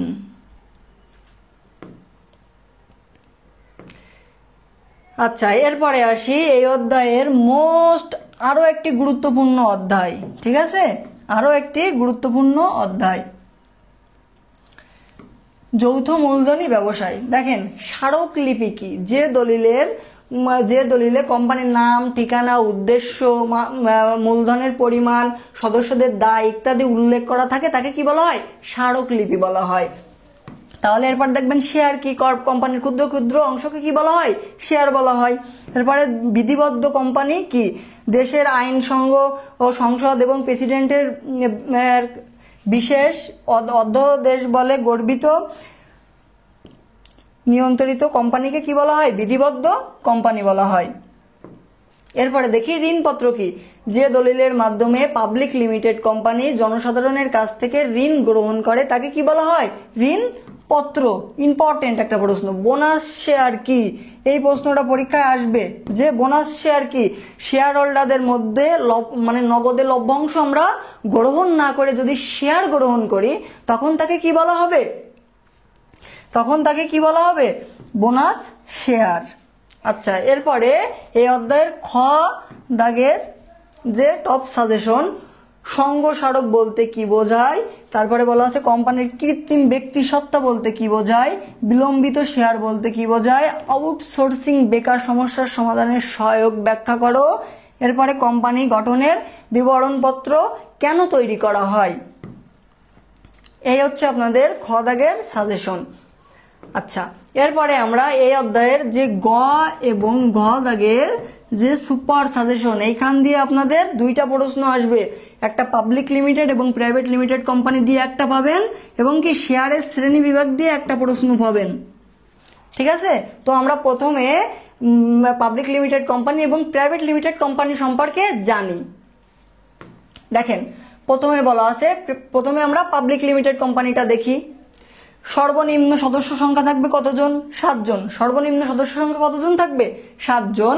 সর্বোচ্চ শেয়ার দ্বারা কি থাকবে, সীমাবদ্ধ থাকবে। এটা হচ্ছে প্রাইভেট লিমিটেড কোম্পানির যে জনসংখ্যা। এরপরে কাজ শুরু করার আগে কার্যরম্ভের যে অনুমতিপত্র গ্রহণ করতে হয় সেটা নিতে হবে। শেয়ার হস্তান্তরযোগ্য, আমি আমার শেয়ারটা কি হস্তান্তর করতে পারবো। এরপরে ন্যূনতম পরিচালক থাকবে কতজন, 3 জন। তারপরে আইন অনুযায়ী প্রতি বছর পরিচালক গঠন করা হয়। এটা হচ্ছে কি পাবলিক লিমিটেড কোম্পানি। এখন এই যে সংক্রান্ত আপনারা তথ্যটা পাইলেন, এই তথ্য দিয়ে আপনাদের কি একটা উদ্দীপক হবে। এখন এই উদ্দীপক দিয়ে আপনাদের বোঝা লাগবে এটা পাবলিক লিমিটেড কোম্পানি নাকি কি প্রাইভেট লিমিটেড কোম্পানি। আচ্ছা, এরপরে আমরা দেখি প্রাইভেট লিমিটেড কোম্পানি। সর্বনিম্ন 2 জন এবং সর্বোচ্চ কতজন, 50 জন। সর্বনিম্ন 2 জন এবং সর্বোচ্চ 50 জন। এটাই কিন্তু মেন, এটা কিন্তু আপনার মেন, এটাই হচ্ছে মনে রাখার সবথেকে গুরুত্বপূর্ণ জিনিস। এরপরে বলা আছে কি নিবন্ধন পত্র পাওয়ার পর কোম্পানি কাজ শুরু করতে পারে, শেয়ার হস্তান্তরযোগ্য নয়। এরপরে দেখেন সর্বনিম্ন পরিচালক কতজন? 2 জন। প্রতি বছর পরিচালক গঠনের প্রয়োজন পড়ে না, ঠিক আছে, কিন্তু পরিচালক গঠনের প্রয়োজন পড়ে কিসে? পাবলিক লিমিটেড কোম্পানিতে। তাই এইখান দিয়ে আপনারা একটা সৃজনশীল প্রশ্ন পাবেন 100%। তো এরপরে আমরা যাই যে শেয়ারের শ্রেণী বিভাগ। আসেন এইখান দিয়ে সব থেকে ইম্পর্টেন্ট টপিক, এবং এইখান দিয়ে একটা প্রশ্ন এসে বসে রয়েছে পরীক্ষায় গ এবং ঘ পার্টে। বলা আছে শেয়ারকে আমরা কয় ভাগে ভাগ করতে পারি? 4 ভাগে। একটা দেখেন সাধারণ শেয়ার, একটা অগ্রাধিকার শেয়ার, একটা বিলম্বিত শেয়ার, একটা কি অন্যান্য শেয়ার। আচ্ছা, এই সাধারণ শেয়ার আবার অন্যান্য শেয়ারকে আবার কয় ভাগে ভাগ করা যায়? বোনাস শেয়ার 1 ভাগে, অধিকারযোগ্য শেয়ার এটা হচ্ছে কি অধিকারযোগ্য শেয়ার, আরেকটা কি মূল্যের শেয়ার। তো এই 3 ভাগে আমরা ভাগ করতে পারি। তো আপনাদের এইখান দিয়ে কিন্তু একটা প্রশ্ন মাস্ট আপনারা পাবেন, ঠিক আছে। আচ্ছা, এবার আমরা এই অধ্যায়ে টপ যে এমসিকিউ গুলো আছে ওইগুলো সম্পর্কে আমরা জানি। বাংলাদেশে কত সালে কোম্পানি আইন প্রচলন করা হয়? বাংলাদেশে কত সালে কোম্পানি আইন, ঠিক আছে, কোম্পানি আইন এইটা মাথায় রাখতে হবে যে কোম্পানি আইন প্রতিষ্ঠিত করা হয় 1994 সালে। এরপরে দেখেন যৌথ মূলধনী কোম্পানির নিবন্ধন কোন ধরনের? এখন যৌথ মূলধনী কোম্পানির নিবন্ধন কি আমরা কি জানি? যৌথ মূলধনী কোম্পানির নিবন্ধন অবশ্যই বাধ্যতামূলক। যৌথ মূলধনী কোম্পানির নিবন্ধন কি বাধ্যতামূলক। এরপরে দেখি বিবরণ পত্রের মূল উদ্দেশ্য কি? আচ্ছা, বিবরণ পত্র দ্বারা কি করা হয়? এখন বিবরণ পত্র দ্বারা আমরা হচ্ছে মূলধন সংগ্রহ করে থাকি, ঠিক আছে। একটি ব্যবসায়ে আমরা মূলধন সংগ্রহ করি কিসের মাধ্যমে? বিবরণ পত্রের মাধ্যমে। এরপরে দেখেন পাবলিক লিমিটেড কোম্পানিকে ন্যূনতম মূলধন সংগ্রহ করতে হয় কেন? কি জন্য আমাদের মূলধন সংগ্রহ করতে হয়? পাবলিক লিমিটেড কোম্পানির জন্য। কার্যরম্ভ পত্র সংগ্রহ, যখন আমরা কাজটা শুরু করব সেই শুরু করার জন্য একটা অনুমতিপত্র লাগবে, ঠিক আছে, সেইটার জন্য আমাদের কি ন্যূনতম মূলধন সংগ্রহ করতে হয়।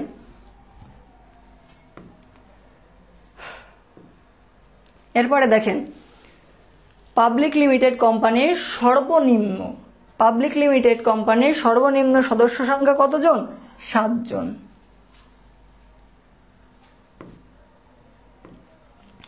এরপরে আসি আমাদের 6ষ্ঠ অধ্যায়। এই অধ্যায়ের ক দাগের যে সাজেশন, ঋণপত্র কি? যে দলিলের মাধ্যমে পাবলিক লিমিটেড কোম্পানি জনসাধারণের কাছ থেকে ঋণ গ্রহণ করে তাকে কি বলা হয়? ঋণপত্র বলা হয়। এরপরে দেখেন বোনাস শেয়ার কি? আমরা একটু আগেই পড়ে আসছি। এরপরে দেখেন সমবায় সমিতি কি? আমাদের অধ্যায়ের নাম সমবায় সমিতি, সেহেতু সমবায় সমিতি নিয়ে প্রশ্ন 100% এটা এসে বসে রয়েছে পরীক্ষায়, ঠিক আছে। কতিপয় ব্যক্তি নিজেদের অর্থনৈতিক কল্যাণের স্বার্থে সমবায় আইন অনুযায়ী যে ব্যবসায় প্রতিষ্ঠান গড়ে তোলে তাকে বলা হয় কি? সমবায় সমিতি, ঠিক আছে। আচ্ছা, এরপরে আমরা দেখি সমবায় সমিতির উপবিধি কি? সমবায় সমিতির উপবিধি, যে দলিলে সমবায় সমিতির অভ্যন্তরীণ ও বাহ্যিক কার্যক্রম পরিচালনা ও নিয়ন্ত্রণ সংক্রান্ত নিয়ম নীতির লেখা থাকে তাকে বলা হয় কি? সমবায় সমিতির উপবিধি। এই উপবিধি কিন্তু ভেরি ভেরি ইম্পর্টেন্ট প্রশ্ন। এরপরে সমবায়ের মূলতন্ত্র কি? মূলতন্ত্র বলা হয় কি? একতাই বল, এটা কিন্তু ইম্পর্টেন্ট, এটা সমবায় সমিতির কি? মূলতন্ত্র, ঠিক আছে। একতাই বল কি? সমবায় সমিতির মূলতন্ত্র। এরপরে আসি জাতীয় সমবায় সমিতি কাকে বলে? এরপরে BARD এর পূর্ণরূপ কি? Bangladesh academy for rural development. এটাও কিন্তু আপনাদের এই অধ্যায়ের ক দাগের জন্য ইম্পর্টেন্ট একটা প্রশ্ন। এই অধ্যায়ের যে খ দাগের সাজেশন এটা একবার দেখে নেন। ব্যবসায়ের সমবায়ে কোটা সম অধিকার অনুসরণ করা হয় কেন ব্যাখ্যা করো। এরপরে ব্যবসায়ের স্বল্প আয়ের সংগঠন বলা হয় কেন ব্যাখ্যা করো। ব্যবসায়ের মূল দলিলটি ব্যাখ্যা করো। এরপরে বহুমুখী সমবায় সমিতি বলতে কি বোঝায় ব্যাখ্যা করো।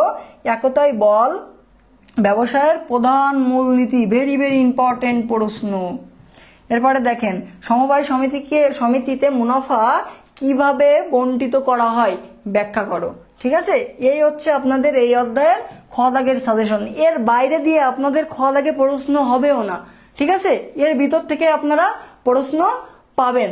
ঠিক আছে, আচ্ছা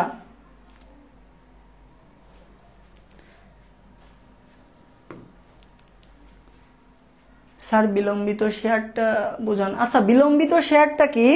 যে শেয়ার ক্রয় করার ফলে অন্যান্য যে শেয়ার আছে যেমন অগ্রাধিকার শেয়ার, সাধারণ শেয়ার, এই শেয়ারের তুলনায় কি দেরিতে লভ্যাংশ পাবে। ঠিক আছে, মানে অন্যান্য শেয়ার মালিকদের তুলনায় কি দেরিতে লভ্যাংশ পাবে, তাকেই বলা হয় কি বিলম্বিত শেয়ার। কারণ কথার ভিতরে কি একটি বিলম্বিত ভাব আছে।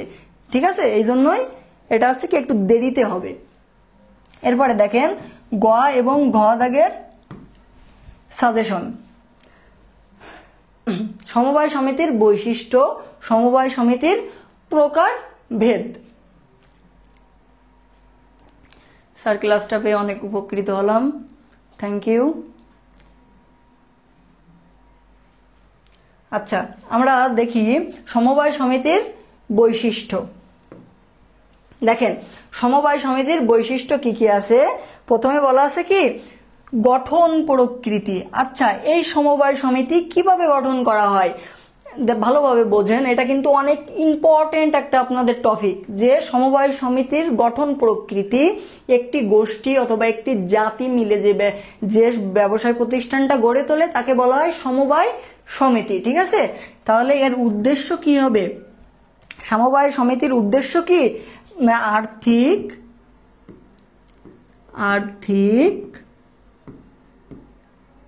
কল্যাণ সাধন। তাহলে সমবায় সমিতির উদ্দেশ্য কি? আর্থিক কল্যাণ সাধন। এটা কিন্তু এমসিকিউর জন্য গুরুত্বপূর্ণ। এরপরে দেখেন সদস্য সংখ্যা। সমবায় সমিতির সদস্য সংখ্যা, যদি সমবায় সমিতিটা প্রাথমিক সমবায় সমিতি হয়ে থাকে তাহলে সর্বনিম্ন 20 জন এবং সর্বোচ্চ কি অনির্দিষ্ট। আর যদি এটা জাতীয় অথবা আপনাদের কেন্দ্রীয় সমবায় সমিতি হয়ে থাকে তাহলে সর্বনিম্ন 10 জন এবং কি সর্বোচ্চ অনির্দিষ্ট থাকবে। এরপরে সদস্যদের প্রকৃতি, কোন কোন ধরনের সদস্যরা এই জায়গায় আছে সমবায় সমিতি করে থাকে। ঠিক আছে, কোন ধরনের সদস্যরা করে থাকে এই জায়গায় করে হচ্ছে যেমন নিম্নবিত্ত অথবা মধ্যবিত্ত শ্রেণীর লোকজন, যেমন তাঁতি, কামার, কুমোর, এরা এই সংক্রান্ত যে জাতিগুলো আছে এদের সমন্বয়ে এই ব্যবসায় প্রতিষ্ঠানটা গড়ে তোলা হয়। এরপরে মূলধন সংগ্রহ করা হয় শেয়ারের মাধ্যমে। অবশ্যই আপনারা মনে রাখবেন কি সমবায় সমিতির মূলধন সংগ্রহ করা হয় কিসের মাধ্যমে? শেয়ারের মাধ্যমে। এরপরে দেখেন শেয়ার ক্রয়ের সীমা। শেয়ার ক্রয়ের একটা সীমা থাকবে, আপনি চাইলে 100% শেয়ার ক্রয় করতে পারবেন না। ঠিক আছে, সর্বনিম্ন সর্বোচ্চ আপনি 20% শেয়ার ক্রয় করতে পারবেন।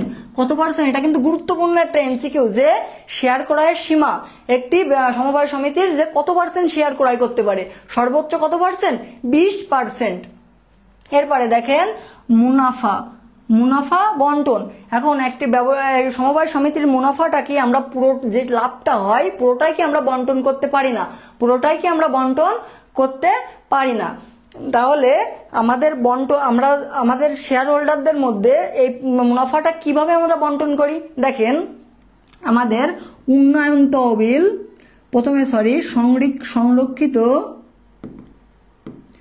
সংরক্ষিত তহবিলে 15% এবং উন্নয়ন তহবিলে কত পার্সেন্ট? 3%। এই 15% আর এই 3%, এই টোটাল 18% আমাদের জমা রাখা লাগে। ঠিক আছে, তাহলে কি আমরা সব টাকাটাই আমরা উত্তোলন করতে পারি না। তাহলে আমাদের এই 15% আর 3% এই যে টাকাটা আসে এই টাকাটা আমাদের কি জমা রাখা লাগে। এর বাইরে যে টাকাটা থাকবে, যে লভ্যাংশটা থাকবে, আমরা সেটা উত্তোলন করতে পারবো। এরপরে দেখেন ব্যবস্থাপনার কমিটি। সর্বনিম্ন 6 জন এবং সর্বোচ্চ 12 জন জনসংখ্যা নিয়ে এই সমবায় সমিতির কি কমিটিটা গঠন করা হয়। এটাও কিন্তু একটা গুরুত্বপূর্ণ এমসিকিউ। ঠিক আছে, এরপরে দেখেন সরকারি নিয়ন্ত্রণ ও পৃষ্ঠপোষকতা। এই জায়গায় অবশ্যই সরকারের নিয়ম কানুন দেওয়া থাকে। সরকারের কি নিয়ম কানুন দেওয়া থাকবে, সরকারের সেই নিয়ম কানুন মানে আমরা কি সমবায় সমিতিটা কি পরিচালনা করব। তাহলে এইটা ছিল আমাদের সমবায় সমিতির বৈশিষ্ট্য। অত্যন্ত গুরুত্বপূর্ণ একটা টপিক। এইখান দিয়ে একটা প্রশ্ন আপনারা পাবেন গ এবং ঘ দাগে 100% পাবেন, ঠিক আছে। আচ্ছা, এরপরে আমরা দেখি সমবায় সমিতির যে কি কি বিচারে সমবায় সমিতিটা গড়ে ওঠে। প্রথমে 3 ভাবে গড়ে ওঠে। একটা সদস্যদের প্রাকৃতি বিচারে, উদ্দেশ্যগত দিক বিচারে, একটা কি সাংগঠনিক স্তর বিচারে। আচ্ছা, প্রথমে দেখি সদস্যদের প্রকৃতি বিচারে কি আছে, উৎপাদক সমবায় সমিতি। এখন যারা উৎপাদন করেন তাদের কি উৎপাদক বলা হয়। এখন এই উৎপাদন অথবা উৎপাদকের সাথে কর্মগত যারা আছে তারা সবাই মিলে যে সমবায় সমিতিটা গড়ে ওঠে, গড়ে তোলে, তাকে বলা হয় কি উৎপাদক সমবায় সমিতি। এরপরে দেখেন বিক্রেতা, এরপরে বলা আছে মালিক, তারপরে বলা আছে কি পেশাজীবী, তারপরে একই পেশার যে ব্যক্তিরা মিলে যে প্রতিষ্ঠানটা গড়ে তোলে তাকে বলা হয় পেশাজীবী সমবায় সমিতি। এরপরে শ্রমজীবী, বিশেষ শ্রেণীর মানুষ। এটা হচ্ছে আমাদের কি সদস্যদের প্রকৃতি বিচারে। এরপরে দেখেন উদ্দেশ্যগত দিক বিচারে কি কি আছে, বিক্রয়, ঋণদাতা, উন্নয়ন, গৃহ নির্মাণ, সমবায় ব্যাংক। এরপরে আছে কি কেন্দ্রমুখী না, এটা হচ্ছে কি বহুমুখী। এই বহুমুখীটা আপনাদের জন্য ভেরি ভেরি ইম্পর্টেন্ট। আচ্ছা, বহুমুখী সমবায় সমিতিটা কি, এই যে প্রত্যেকটা সমবায় সমিতি পড়ে আসলাম, এটা কি প্রত্যেকটাই একটা পক্ষ থাকবে, ঠিক আছে, শুধু একটা জিনিস নিয়ে এরা আলোচনা করবে। কিন্তু বহুমুখীটা কি, এ সব জায়গায় যায় এর মুখটা দেবে, ঠিক আছে, এটা সহজ ভাষায়। যেমন কি এ ঋণও দেবে, আবার কি মূলধনও সংগ্রহ করবে, আবার কি ঋণও গ্রহণ করবে, মানে সকল ধরনের কার্যক্রম করবে, ঠিক আছে। এটা হচ্ছে কি বহুমুখী সমবায় সমিতি। এরপরে আমাদের আসি সাংগঠনিক স্তর বিচারে। প্রথমে বলা আছে প্রাথমিক সমবায় সমিতি। যেটা প্রাথমিক সমবায় সমিতিটা কি, এটা একবার একটু বুঝি। যে নিম্ন স্তরের ব্যক্তিবর্গ নিয়ে যে সমবায় সমিতি গঠন করা হয় তাকে বলা হয় প্রাথমিক সমবায় সমিতি। এরপরে দেখেন মিশ্র। এই মিশ্র হচ্ছে প্রাথমিক সমবায় সমিতির 12 জন সর্বনিম্ন 12 জন সদস্য নিয়ে যে সমবায় সমিতি গড়ে তোলে তাকে বলা হয় মিশ্র। এরপরে আছে কি কেন্দ্রীয় সমবায় সমিতি। 10টা প্রাথমিক সমবায় সমিতি মিলে 10টি প্রাথমিক সমবায় সমিতি মিলে একটি কেন্দ্রীয় সমবায় সমিতি গঠন করা হয়। এরপরে দেখেন কেন্দ্রীয়র পরে আছে কি জাতীয় সমবায় সমিতি। জাতীয় সমবায় সমিতি, তাহলে কি 10টা কেন্দ্রীয় সমবায় সমিতি মিলে কি একটি জাতীয় সমবায় সমিতি গঠন করা হয়। তো এইখান দিয়ে আপনারা সমবায় সমিতি দিয়ে একটা প্রশ্ন পাবেন। এখান দিয়ে কয়টা প্রশ্ন পাবেন, 2টা। তাহলে সমবায় সমিতি দিয়ে একটা, আর এরপরে হচ্ছে আমরা কি সমবায় সমিতির যে বৈশিষ্ট্যটা আছে এইটা দিয়ে একটা। তাহলে 2টা প্রশ্ন আমরা এই জায়গা দিয়ে পাচ্ছি। আচ্ছা, এরপরে আমরা দেখি এই অধ্যায়ের যে এমসিকিউ গুলো আছে। ভারতীয় উপমহাদেশে সর্বপ্রথম কত সালে সমবায় আইন পাশ করা হয়? ভারতীয় উপমহাদেশে কত সালে? 1904 সালে। এরপরে দেখি সমবায় সমিতির মুখ্য উদ্দেশ্য কি। সমবায় সমিতির মুখ্য উদ্দেশ্য কি আমরা একটু আগেই পড়ে আসছি। সমবায় সমিতির মুখ্য উদ্দেশ্য কি আর্থিক কল্যাণ সাধন, জনগণের কি আর্থিক কল্যাণ সাধন। আচ্ছা, এরপরে আমরা দেখি সমবায় সমিতির মুখ্য উদ্দেশ্য আর্থিক কল্যাণ সাধন। আচ্ছা, একতাই বল কোন সংগঠনের মূলতন্ত্র? একটু আগেই পড়ে আসছে, এটা আপনাদের খ দাগেও আসবে, ঠিক আছে, এটা কি খ দাগেও আসবে। তাহলে এটা হচ্ছে আপনাদের একতাই বল কোন সংগঠনের মূলতন্ত্র? সমবায় সমিতি। এরপরে দেখি প্রাথমিক সমবায় সমিতির ন্যূনতম সদস্য সংখ্যা কতজন? একটু আগেই বললাম 20 জন। কতজন? 20 জন। আর যদি সেটা কেন্দ্রীয় হয়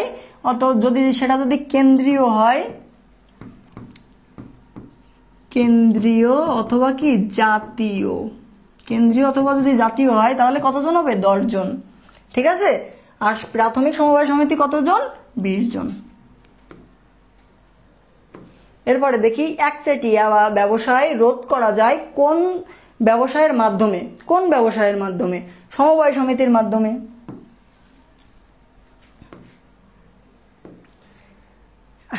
আসেন, এই আমাদের যে ম্যানেজমেন্ট প্রথম পত্রের সর্বশেষ অধ্যায় ব্যবসায়িক নৈতিকতা ও সামাজিক দায়বদ্ধতা, এইখান দিয়ে আপনারা কয়টা প্রশ্ন পাবেন?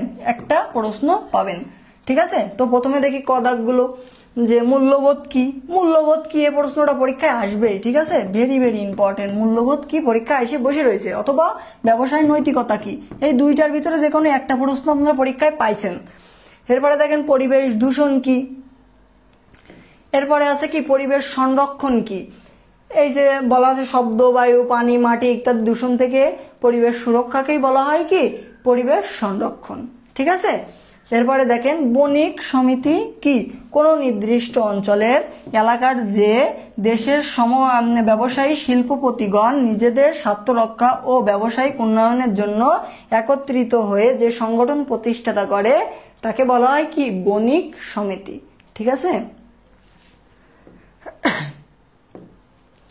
আচ্ছা, এই অধ্যায়ের যে খ দাগের যে প্রশ্নগুলো, টপ যে খ দাগের প্রশ্ন, এগুলো নিয়ে আমরা একটু আলোচনা করি।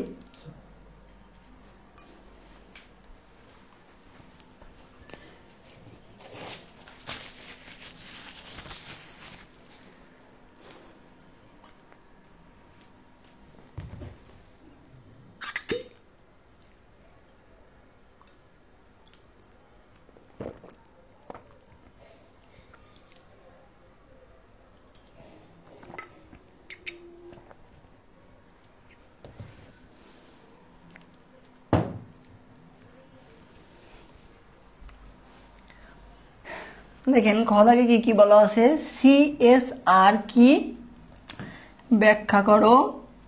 এরপরে বলা আছে ব্যবসায়িক মূল্যবোধ ও নৈতিকতা পরস্পর সম্পর্কিত ব্যাখ্যা করো।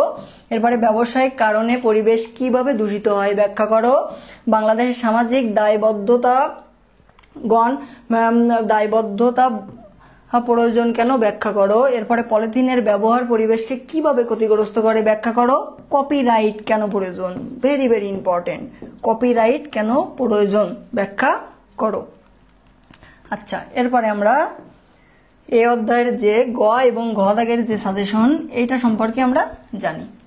দেখেন বলা আছে কি ব্যবসায়ের সামাজিক দায়বদ্ধতার গুরুত্ব, পরিবেশ দূষণের প্রভাব এবং কি পরিবেশ সংরক্ষণে বণিক সমিতির দায়বদ্ধতা।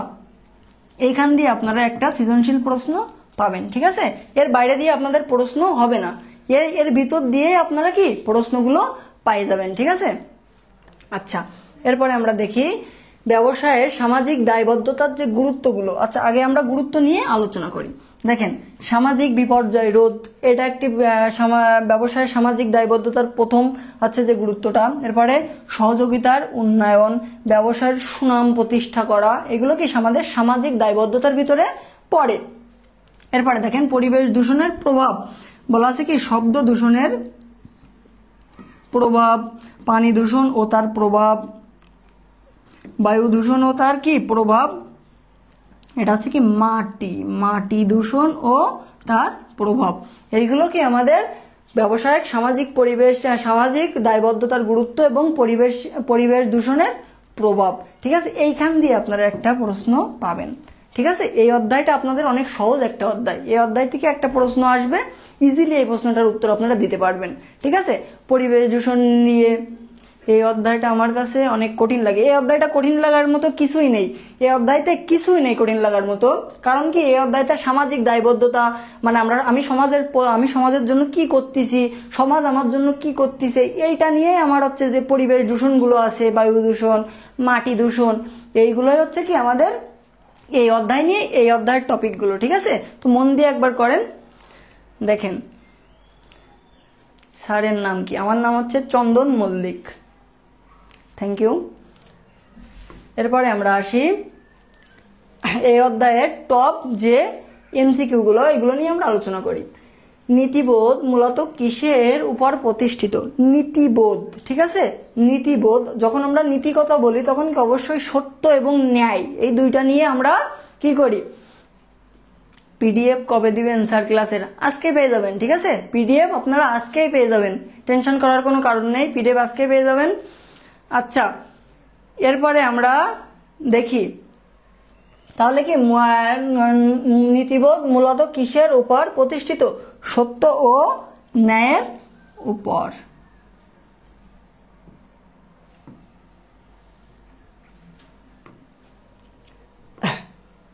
এরপরে দেখেন নৈতিকতা ও মূল্যবোধ কোন ব্যবসায় পরিবেশের সাথে সরাসরি সম্পর্কিত।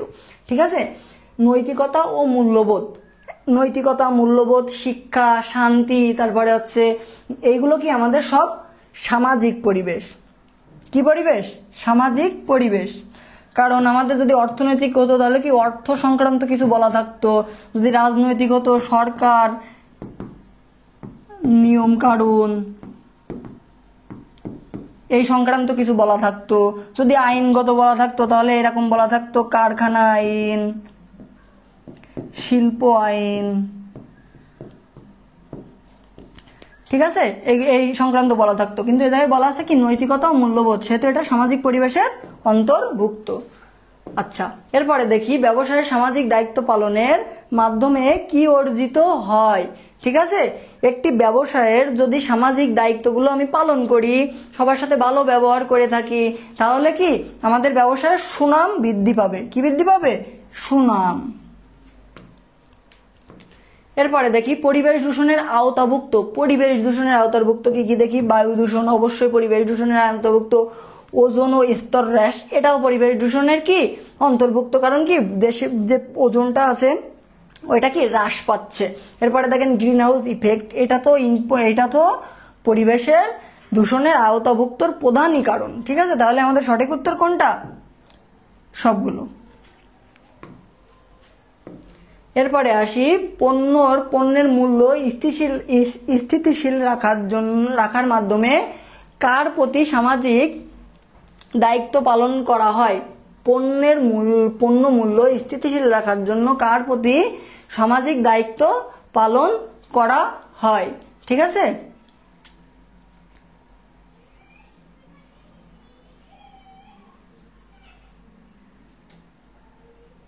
স্যার এই কথাটা বেশি ভালো লাগে, আয়েশা বইসা হইছে। Thank you. আচ্ছা দেখেন তাহলে কি আমাদের পণ্য মূল্য স্থিতিশীল রাখার মাধ্যমে তার প্রতি সামাজিক দায়বদ্ধতা পালন করা হয় কাদের? যদি জনগণই সচেতন না থাকে তাহলে কি এটা কোনোভাবেই সম্ভব না। ঠিক আছে, তাহলে কি আমাদের উত্তর কি হবে? জনগণের। আচ্ছা, তো আমাদের ম্যারাথন ক্লাসটা সিকিউ প্লাস আপনাদের জ্ঞানমূলক প্রশ্নের যে টপ যে সাজেশনটা আমরা এই জায়গায় আপনাদের অ্যাড করছি, এটা এই ক্লাসে আছে, আপনাদের এই পিডিএফটা আমরা দিয়ে দেব এবং এই ক্লাসটা আপনাদের বন্ধুদের একটু শেয়ার করবেন। এই ক্লাসটা কিন্তু অত্যন্ত গুরুত্বপূর্ণ একটা ক্লাস, যা দিয়ে আপনারা পুরো 100% একটা কমন পাবেন। ঠিক আছে, এবং কি এর বাইরে দিয়ে আপনাদের পরীক্ষায় আসবে না।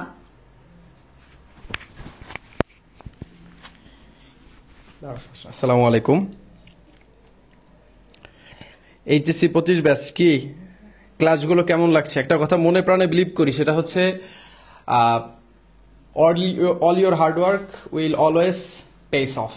মানে তোমার যতগুলা কঠোর পরিশ্রম আছে, এই কঠোর পরিশ্রমগুলো সবসময়ই তোমাকে কিছু না কিছু পরিশোধ করবে বা কিছু না কিছু দিবে। তো তোমরা ক্লাসে অনেকেই বলছিলে যে স্যার হচ্ছে কেন এত ঘামাচ্ছি। এখন মেইন বিষয় হচ্ছে ঘরে ফ্যান অনেকগুলোই রয়েছে, স্ট্যান্ড ফ্যানও রয়েছে, বাট একটু টেকনিক্যাল বিষয়ের কারণে এসিটা আসলে আপাতত নেই। তো এখন ফ্যান চালালে একটা ভালো মাইক্রোফোন ব্যবহার করি, এই যে দেখো তো খুবই ভালো মানের একটা মাইক্রোফোন, কিন্তু তারপরও যত দামি মাইক্রোফোন ব্যবহার করি না কেন, 1 লাখ টাকার মাইক্রোফোনও আছে, কিন্তু মানে তোমার সাউন্ডে প্রবলেম হবে। ঠিক আছে, আমি যদি এটা নয়েজ ক্যান্সেলেশন দিই তাতেও তোমার সাউন্ডে প্রবলেম হবে। এখন জাস্ট খালি তোমাদের যাতে সাউন্ডটা একটু স্পষ্ট তোমরা শুনতে পারো, এজন্যই আসলে এই ফ্যান বন্ধ করে ক্লাস নেওয়া। আর এখানে আমাদের এই যে ফেসের সামনে একটা লাইট, মাথার উপরে প্রায় 40 দুগুণে 80 ওয়াট, তারপর পাশে লাইট, অনেকগুলো লাইট, এতে আরো বেশি ঘামাই যাওয়া লাগে কেমন। আর যখন ক্লাসটি যাতে কনসেন্ট্রেট ব্রেক না হয়, এই জন্য সম্পূর্ণ রুম ওই তোমার বন্ধ করে রাখতে হয়। তো এগুলো জাস্ট তোমাদের জন্য। আমি বিলিভ করি মনে প্রাণে যে মোদের বিদ্যালয় একসময় বাংলাদেশের 1 নম্বর ইউটিউব চ্যানেল হবে। কোন দিক থেকে? এটা নট সাবস্ক্রাইবার বা নট লাইক কমেন্ট। আমি বিলিভ করি মোদের বিদ্যালয় একদিন 1 নাম্বার হবে এই কারণে যে মোদের বিদ্যালয় তোমাদের ভালোবাসা অর্জন করতে পারবে এবং তোমাদের একটা ডিপেন্ডেন্সি মোদের বিদ্যালয়ে ইনশাল্লাহ আমরা অ্যাচিভ করতে পারবো, এবং এইটাই আমাদের স্বপ্ন যে আমরা তোমাদের অনেক বড়ভাবে হাই স্কেলে সার্ভ করতে পারতেছি। এইটাই আমাদের একমাত্র গোল, যে আমরা হাই স্কেলে অনেক বড়ভাবে মোদের বিদ্যালয়কে যারা ট্রাস্ট করো, যারা আমাদের সঙ্গে আসো, আমাদের ক্লাস যাদের ভালো লাগে, যাদের কাছে মনে হয় যে না আমরা সহজভাবে তোমাদের পড়াই, ইনশাল্লাহ আমরা চেষ্টা করব হাই স্কেলে তোমাদের জন্য দেওয়ার। এই বছর আমরা সব থেকে বেশি সার্ভিস দিয়েছি। ইভেন আমাদের বেশ কিছু মানে সম্মানিত টিম মেম্বার যারা আমাদের এখানে সার্ভিস দিয়েছেন, আমিও দিচ্ছি এবং সামনেও দিব ইনশাল্লাহ। এবং আপনাদের নিয়ে আমাদের নিত্য নতুন অনেক পরিকল্পনা আছে। দেখেন আপনার এইচএসসি 25 ব্যাচ, আপনারা 2 দিন পরে চলে যাবেন। আমরা তো আপাতত অ্যাডমিশন করাচ্ছি না, হয়তো সামনে করাবো। কিন্তু কেন তাহলে এই পরিশ্রমটা? আমরা তো এই ক্লাসটা না দিলেও হতো। আমাদের কিছুদিন আগে 1 লাখ সাবস্ক্রাইবারও হয়ে গেছে। কিন্তু এটা হচ্ছে দেখেন, এই যে আপনাদের এই যে আমরা স্লাইডগুলো তৈরি করি, তারপর হচ্ছে এগুলা অনেক সময় সাপেক্ষ বিষয়, একটা ফিনান্সিয়াল বিষয় থাকে।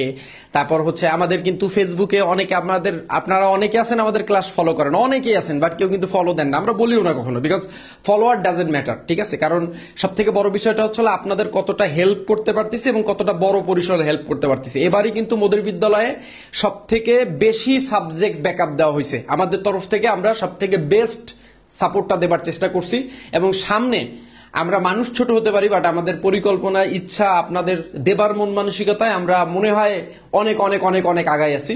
তো ইনশাল্লাহ আল্লাহ আমাদের তৌফিক দেয়। আমরা এর জন্য আপনাদের সবার কাছে দোয়া প্রার্থী। আপনারা আমাদের জন্য দোয়া করবেন যাতে আমরা আপনাদের হাই স্কেলে একটা সার্ভিস দিতে পারি, ঠিক আছে? আপনাদের জীবনটা সুন্দর করার জন্য যেন মোদের বিদ্যালয়ে একটা সহায়ক, একটা টুল হিসাবে কাজ করে, ঠিক আছে? তো অনেক কিছু দেবার ইচ্ছা আছে, আমি এটা বলে শেষ করতে পারবো না। তো এটা আসলে মানে আমার প্রতিষ্ঠান, আমাদের চ্যানেল, আমরা সারাদিন বললে হবে না, বাট আপনাদের সময় যেহেতু কম, আমি সময় দিব না। জাস্ট আমাদের ভালোবাসা, আর পিডিএফটা রাতেই পেয়ে যাবেন, সমস্যা নাই।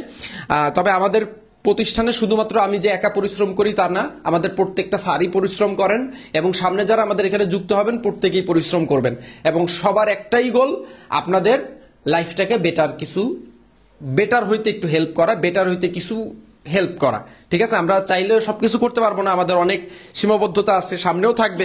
কিন্তু এই সীমাবদ্ধতার ভিতর থেকে আমরা বললাম তো, বাংলাদেশে এক সময় মোদের বিদ্যালয় 1 নম্বর চ্যানেল হবে ইনশাল্লাহ, ঠিক আছে? আমাদের জন্য দোয়া করবেন। Wish all the very best. আপনাদের একমাত্র একটা জিনিস চাই, সেটা হচ্ছে আপনারা আমাদের জন্য একটু দোয়া করবেন, ঠিক আছে? আর আপনাদের যদি কিছু বলার থাকে আমাকে বলতে পারেন। আমি আজকে আপনাদের সবার কমেন্টের রিপ্লাই দেওয়ার চেষ্টা করেছি। সামনে যার কমেন্টই পেয়েছি সবার কমেন্টই রিপ্লাই করছি, কেমন?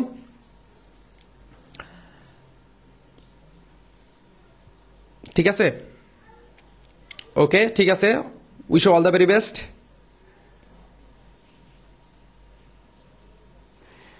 আপনাকে বলে কম হবে, আপনার অ্যাকাউন্টিং এর ভিডিও অনেক বেশি সুবিধা পেয়েছি। ইনশাল্লাহ সামনে আরো অনেক বেশি সাপোর্ট পাবেন। অনেক অনেক কিছু আসতেছে, নতুন অনেক কিছু আছে।